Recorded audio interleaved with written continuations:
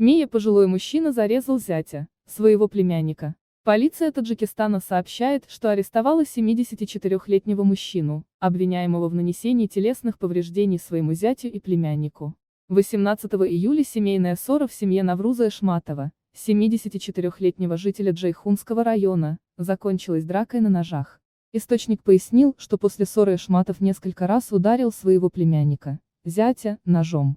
Таджикская полиция назвала имя потерпевшего, Худайназаров Мурадали, 1990 года рождения, житель Джалалидинского района Балхи, который в настоящее время находится в больнице.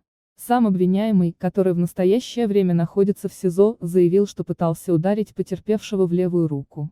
Против Эшматова возбуждено уголовное дело по статье 110 Уголовного кодекса Таджикистана, ведется следствие. В отчете, хотя ранее Министерство внутренних дел Таджикистана заявляло, что многие серьезные преступления были совершены в семье, содержится призыв к взаимопониманию и терпимости.